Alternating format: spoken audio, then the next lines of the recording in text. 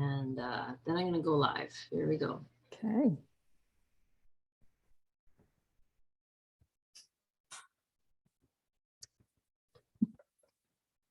Welcome. Those of you who are joining us today on Facebook Live or even watching the replay, I just invite you in the comments of the Facebook, or if later you're watching this on YouTube, just drop in the comments, hashtag live or hashtag replay. My name is Helen Giesbrecht. I serve as a Christian life coach and spiritual director. And joining with me today is Helen Hughes. And I just was thrilled to see what God has been up to in this woman's life. And so I reached out to her and I said, hey, would you be willing to tell the story of what God has been doing? And so before she begins to share her story, I just invite you who are watching to tag your friends, share this video. This is a story of a woman going through depression. And so if you have loved ones that are struggling with depression, or you yourself are struggling with depression, you're going to want to take note. Just put away distractions and interruptions, and please share this video as it's got hope to share.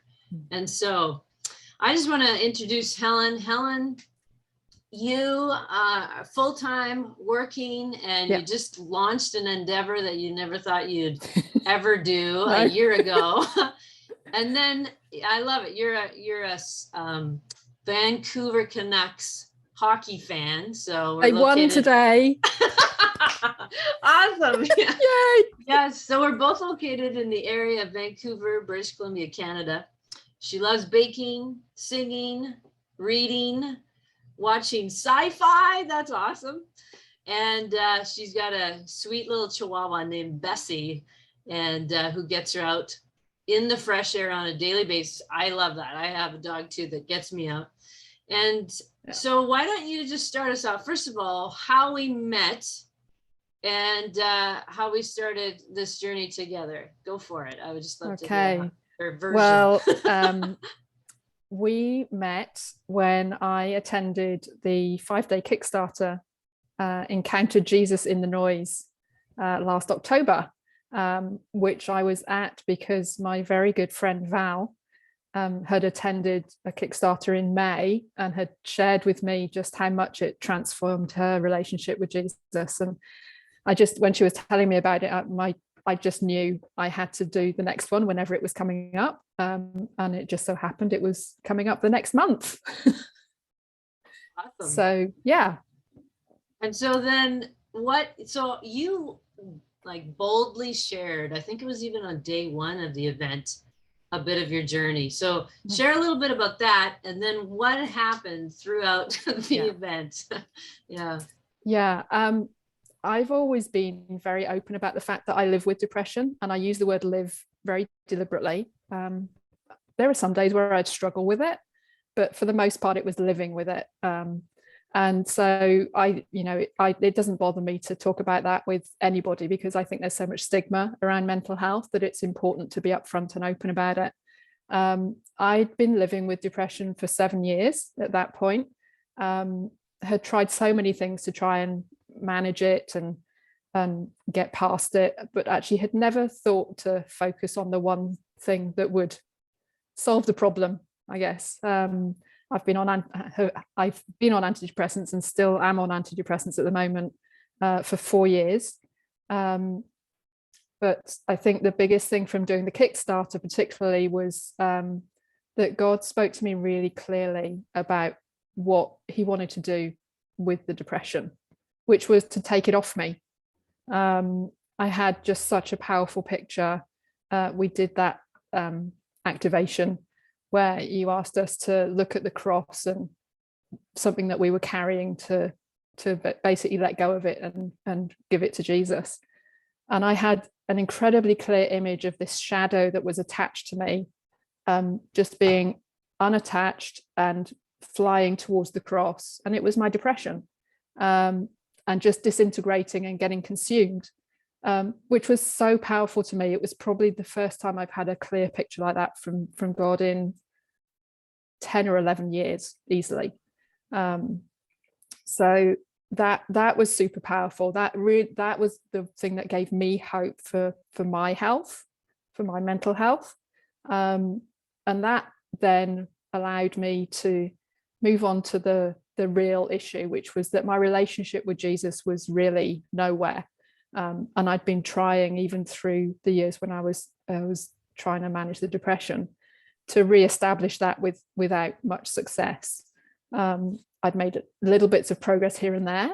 And in fact, one big part of that process was a small group that my friend Val, was leading, that really helped me work through some of the issues around the depression and my relationship with God, and some stuff that had happened, some fairly dramatic life events that had happened that I was having a real hard time getting past. So then I joined the Freedom Coaching Circle, which was awesome, or still is awesome. I'm still going.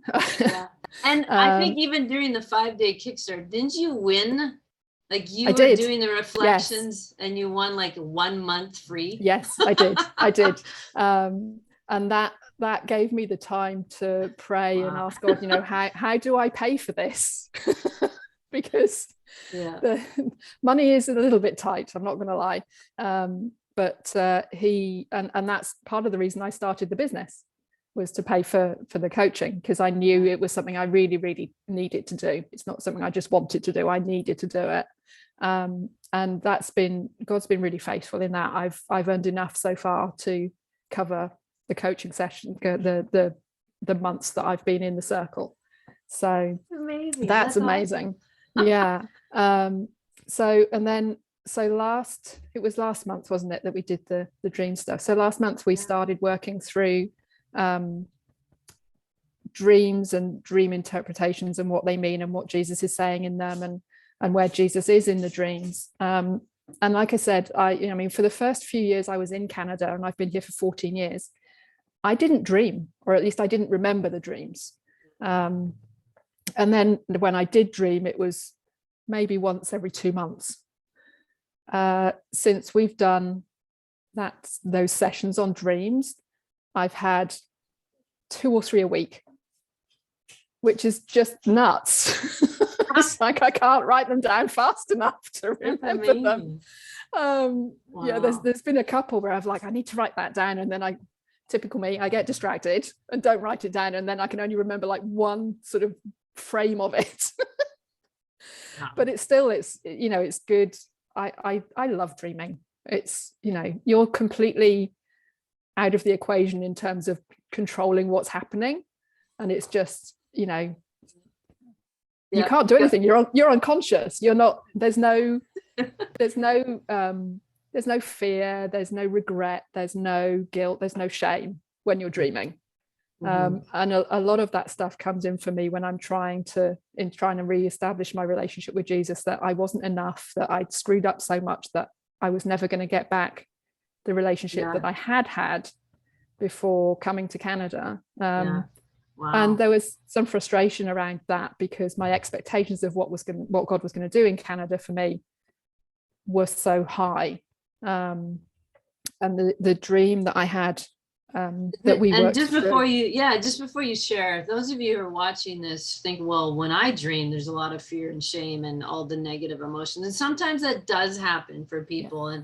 And so thankfully it wasn't happening for you, Helen, but for others it does. And so if those of you are thinking, well, it happens for me, we're going to be hearing this week at an event.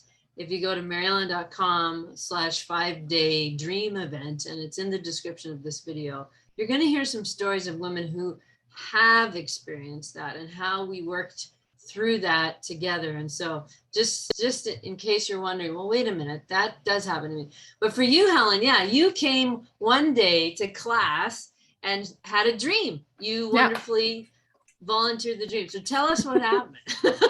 So the dream, and this was, I think it might even have been the last class that we had before Christmas, I'm not sure. Mm-hmm. So of course you're thinking about parcel deliveries and all that kind of stuff.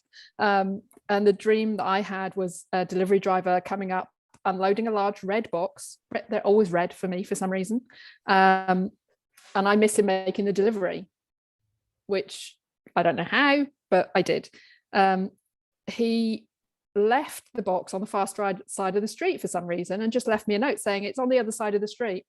So when I eventually remembered to go get it, feeling frustrated with myself because I'd got distracted and ended up doing other things, and then, you know, a couple of hours later remembered, I go out and the road has changed from a quiet residential street to a massive highway of trucks and semis and cars and all going crazy.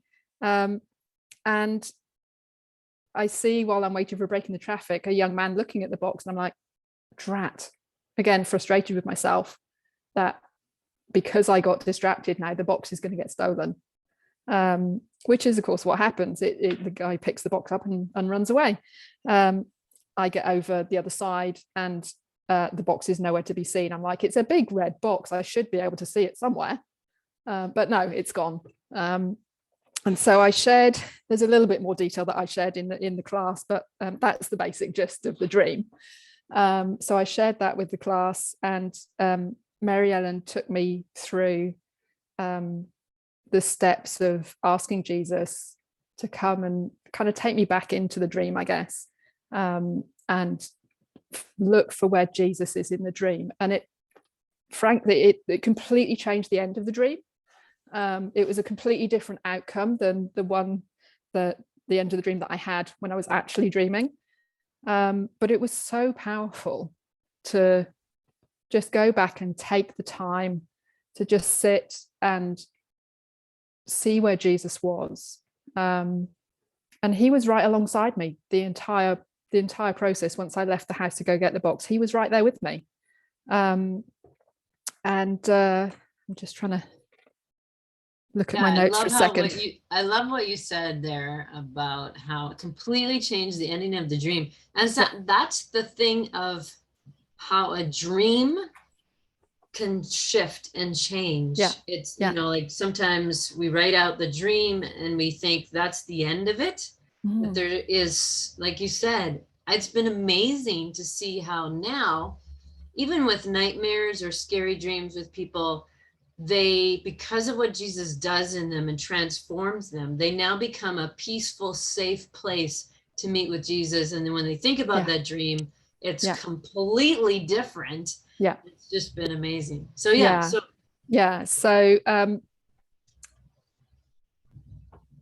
so we cross the road, and the box is still not there, and I'm like, I remember you asking this question, and the answer I got in my head, I was laughing before I even said it. You asked me to ask Jesus how we'd find the box. And he said, well, I know where the young man lives. So even now I'm like, of course you do. And he asked me to just wait. He's going to go to the young man's house, get the box and bring it back. And he does. And instead of me feeling frustrated and annoyed with myself, which is something I tend to do a lot in my waking life too, I'm completely calm. I'm like, it's all good. Jesus has got it. It's fine. And he comes back with the box and tells me to take it home. And the bit I missed about the dream was I wasn't in my home. I live in the condo, and I was in this big house, and it wasn't my home at all. It was a nice house. It was lovely, in fact, but it wasn't my home. And I'm looking at it and thinking, but I've got the box, but that isn't my home. What's that about? And he said, I want you to put the box down because there's nothing in there that you need. And I think what the box was denoting was my desire for that relationship with Jesus and all of the stuff that I had tried to do to make the relationship better. Kind of like you wanted it to fit in a box. You wanted it to be like neat and tidy kind of thing. Yeah. Okay. Yeah. And just to that sense of me needing to do something because it was on me that the relationship wasn't where it should be, and that it was all my responsibility in some way. And then he hugs me, which of course is awesome. It was just the best feeling ever.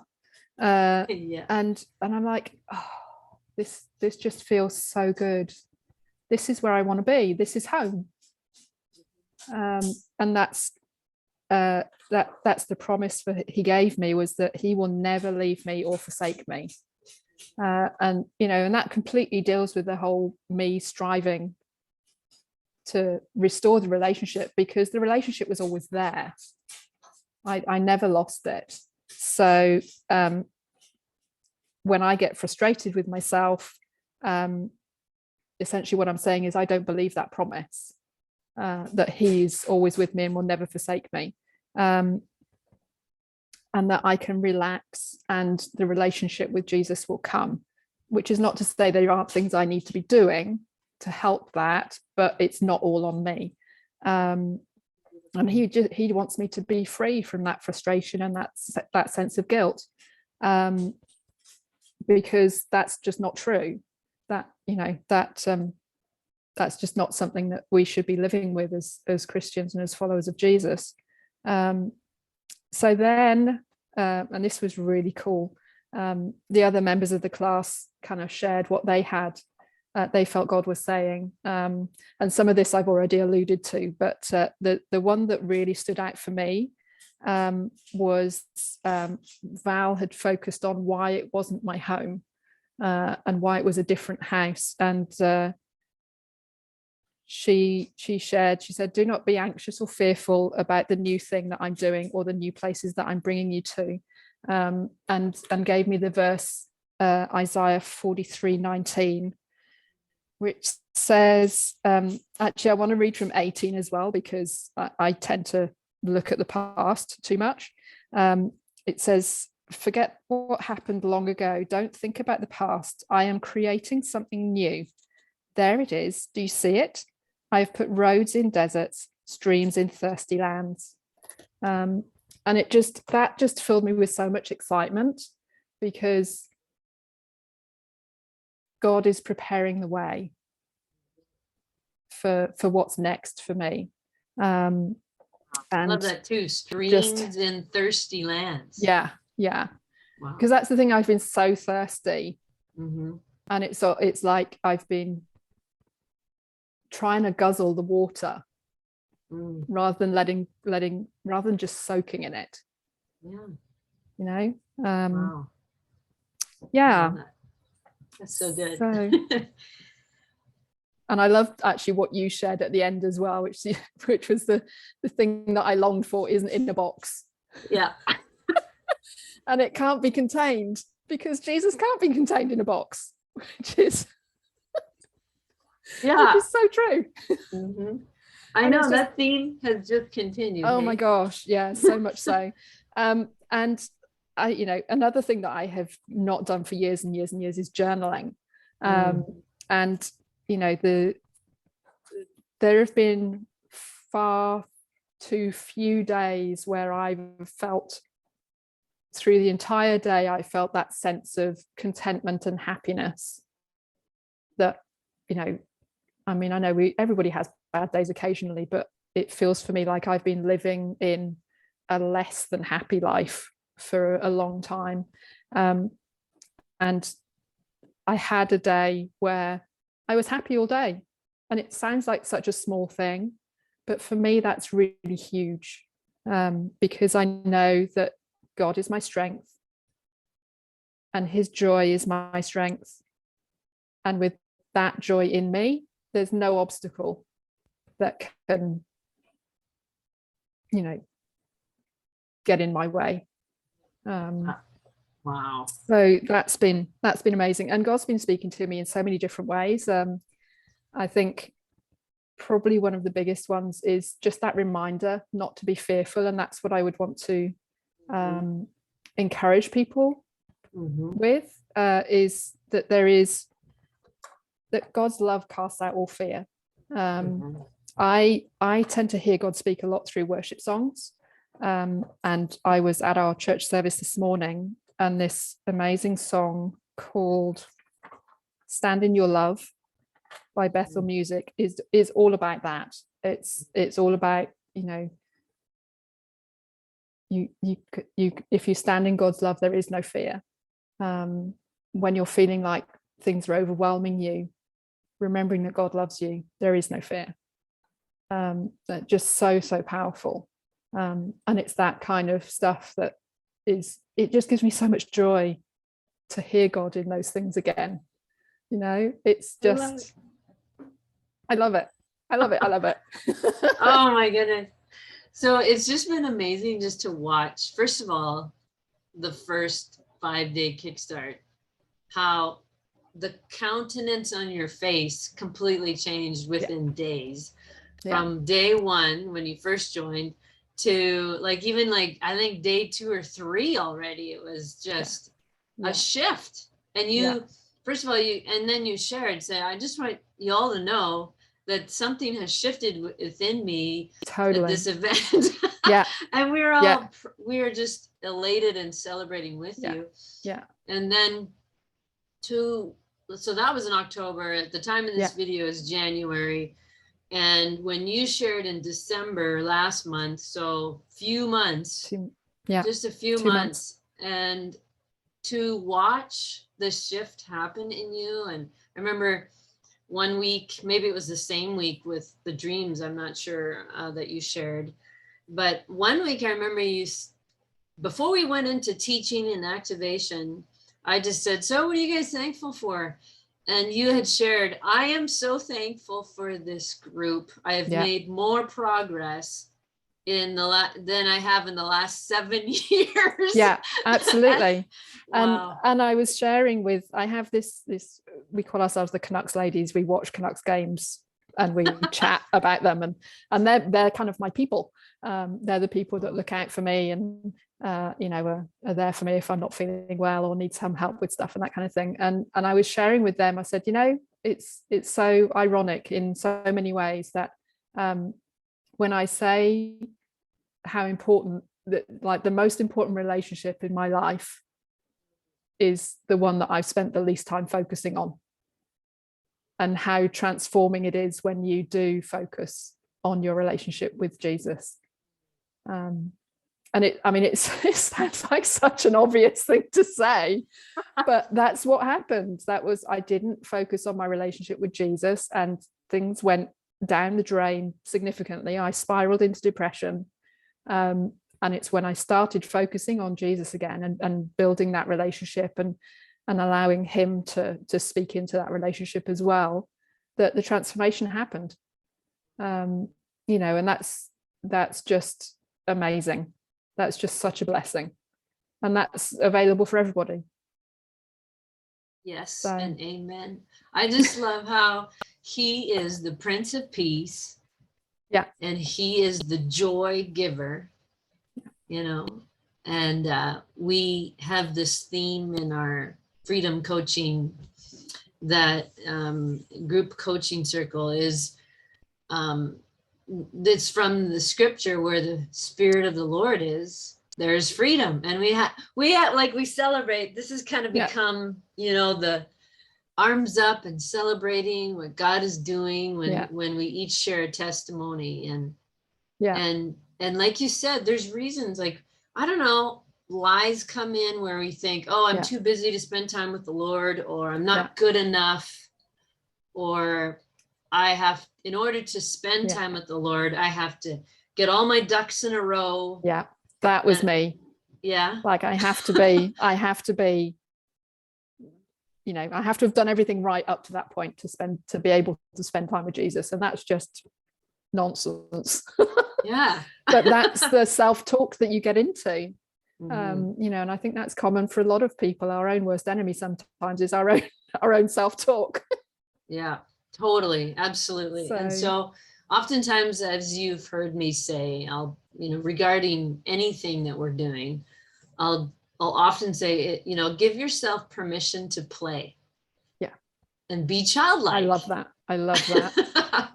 and explore what Jesus has for you. And you Yeah. give yourself permission to make mistakes doing an activation or Yeah. practicing the two-way journaling or Yeah. just two-way prayer and Yeah. and Yeah. it's like learning a language. Yeah. And it yeah, in a lot of ways it is. And I think, you know, for me certainly, and maybe for other people as well, you can get so wrapped up in there must be a right way to do this, and it, you know, and in my head it's probably more complicated than I can understand, and it's not. It's that simple.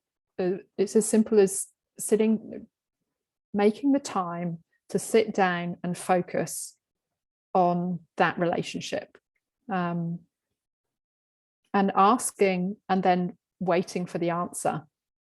Because too often, I know I'm guilty of this, too often we ask and then we're on to the next thing that we want to ask about, or the next person that we want to pray for, or, you know, and you don't actually wait to hear if God has something to say right there and then. I know a lot of my prayer life has been like that, where I've been praying about things and I'm like, well, he's going to answer that eventually. I don't need to listen now. I'll just keep praying. And that's been a real lesson for me, is remembering to and I guess that's what I mean about when you dream, because you're unconscious, you kind of don't get in your own way. Yes. You know, I guess it's more that than there's no fear, or, you know, there's no emotions. There are emotions because I was frustrated in my dream. That's an emotion. So yeah, it's more that you don't get in your own way when you're dreaming, because it's just your subconscious working, and there's nothing else to interfere with it. I love how dreams often will just bring to the surface some of the depths of our hearts that we've either been suppressing or totally ignoring in some way, shape, or form, and or totally unaware that it's been down there. And a dream will bring it right to the surface. Like you said, if the Lord can't speak to us in our waking life, you know, we get out of our own way in dreams, and he just goes, and almost it's like he pushes. Sometimes he'll push on a button of an emotion that is there that he wants to heal. And then it comes to the surface through a dream, right? It's just amazing. So going through, since the Kickstart that you were in and the Freedom Coaching Circle group so far, the group, what would you say have you seen as more of who God has been for you in this season? I think the biggest thing for me is that he's a loving father. Because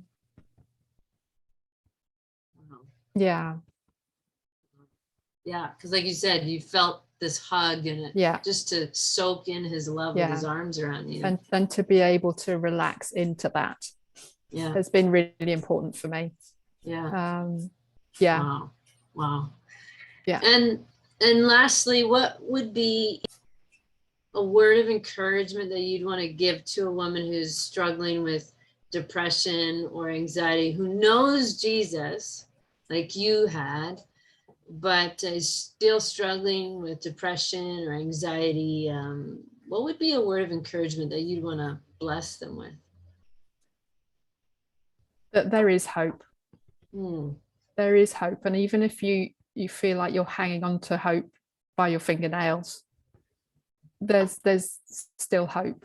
You know, God loves us, and for whatever reason this is the season that you're going through, but he's there. Even when we can't see it or we don't feel like he's there, he knows what's happening, and he is with us, and that he will reveal his purposes in this journey.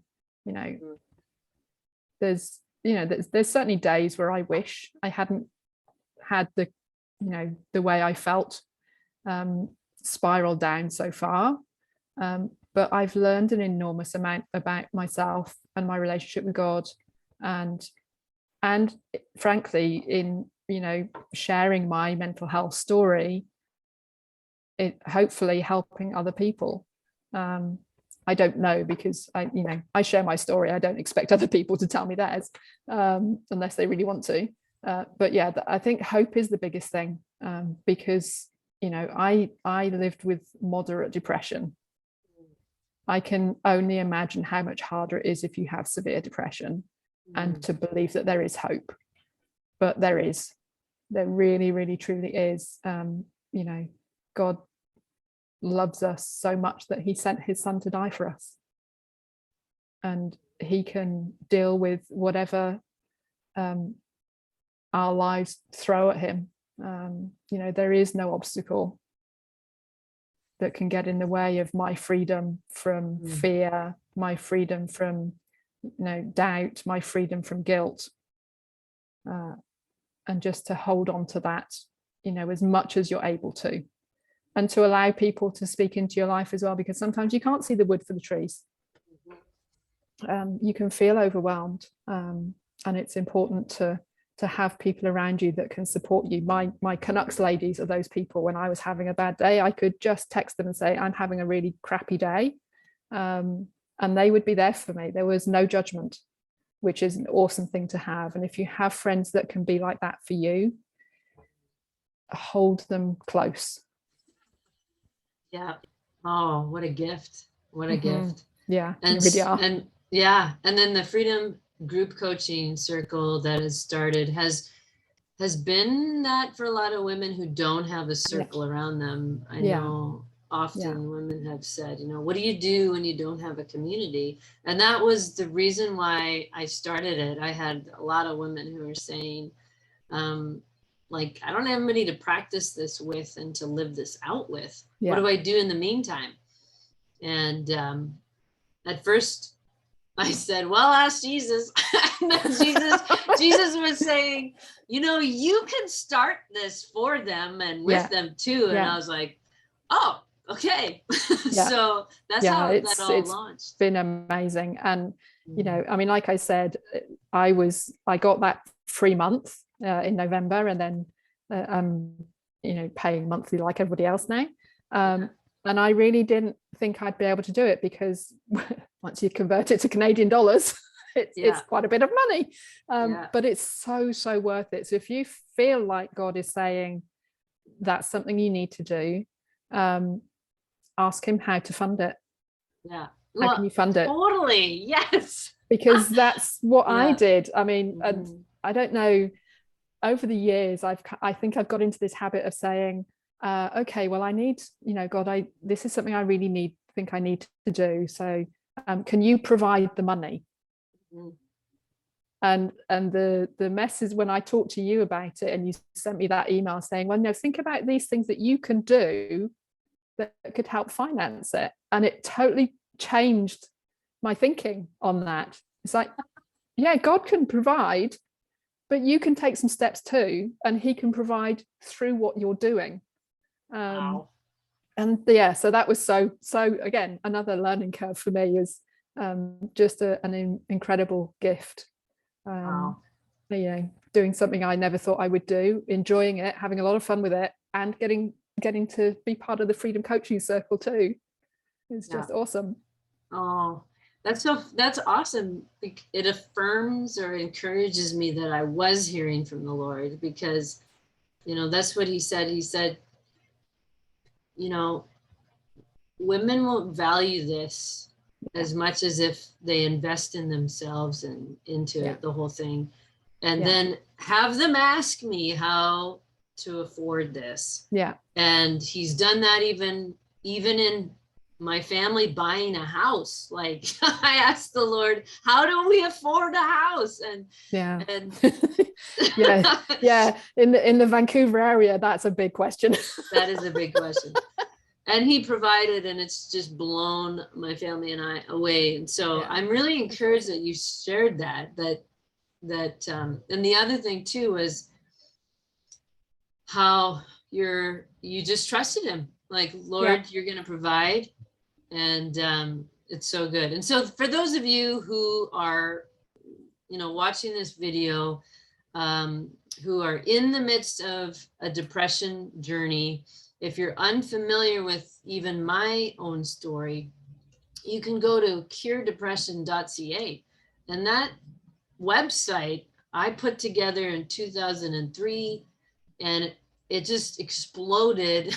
And I've had over 2 million people go through my course, and it's in over 120 countries. And I just share the research that helped me beat my depression. And I put it together in a relatively easy to understand, like we're having coffee and you're asking me, so, what helped you? And I just put it together, and it's just a course that you can sign up for free. It's an email course for free, and it has all the research there, and then some other helps. So that's for those of you who are watching too. Yeah. So starting as we watch this video live, as we take part tomorrow, we do another kickstart, and this time it is focusing on dreams. And there has been such an increase in God speaking to us in our dreams. It's absolutely bizarre. Like, so all of our dreams in the Freedom Coaching Circle have like increased, it seems. Yeah. And then, but then people who are meeting with me privately that aren't, they don't know what we're talking about in the circle. And I'll get them saying, so I had this dream last night, and can we unpack it together? And I'm just amazed. So we are in an interesting time, an interesting season. So I invite you to sign up. If you can make it live, it runs Monday to Friday, 11 a.m. to 12:30 p.m. Pacific. If you can't make it live, you can go back and watch the replay. And included in the registration are handouts, things like how to start remembering your dreams, because we all dream. It's whether or not we remember our dreams. Yeah. And so how to remember your dreams, how to effectively record your dreams, and then how to walk your children through dreams or nightmares. We're going to be talking about that this week as well.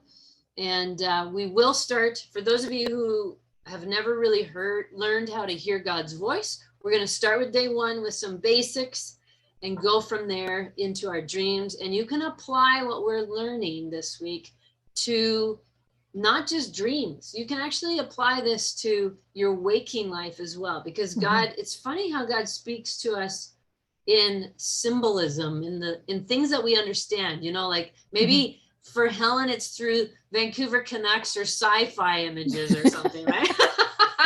And for you watching, you have an interest, or like music. She said she hears God through music. And so what you'll learn this week, you can apply to your waking life as well as to your sleeping dream life. And it's going to be so fun. Every time we connect with other women around the world, we get to know each other. It's like iron sharpening iron. We cheer each other on. There's prizes. I'm going to give away books. I got a whole stack of books that I want to give away to people. And they're not books that like are symbol books where, this means this or this means this, because everybody, like a dog means something to one person, which might be a good thing, like a faithful companion, or someone who's scared of dogs, it might mean completely different. So it's books, not like symbol dictionaries, but books that just kind of coach you through how to, navigate through dreams, the whole relational aspect with Jesus. So I want to give away prizes, and I just want to bless you as women watching in this season who on the spectrum of, I don't think I dream, to I dream like crazy and I do not know what to do with all these dreams, and I don't even sleep at night. It feels like, because there's like 10 movies going on when I'm sleeping, right?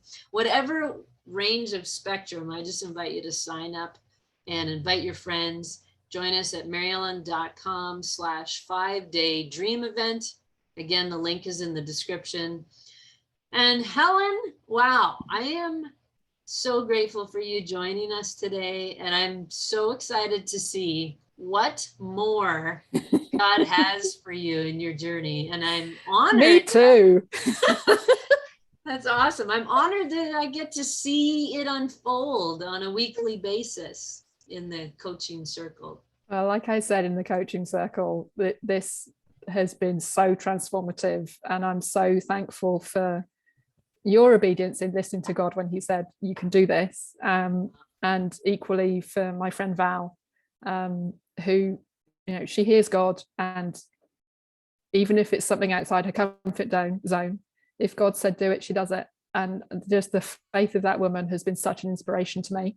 Oh, that's awesome. And to Belle, be in the circle with her and with you and the other ladies that are in the circle is just fabulous. I love it. I love it. And I would miss it if I wasn't able to do it for any reason. Well, it's been, like I said, so fun to have you, and just to hear check-ins of what happened, each week for you with the Lord. And it's been so good. So thanks again for joining me today on a Sunday afternoon, and glad your Canucks won today. and it's not raining, so I know. May it lovely? You enjoy a good walk with your dog today if you haven't gone yet. Yeah, so, she's going a bit stir crazy. Hopefully you can hear her scratching at the door. No, well, I'll let you go and spend some time with Bessie, but thanks again. And those of you watching, be sure to share this video, comment, and say hi to Helen, and just encourage her. Just thank her for sharing her story. And thanks again, Helen. Enjoy the rest of your day. Very welcome. Thanks, Mary Ellen. Okay. Bye-bye. Bye.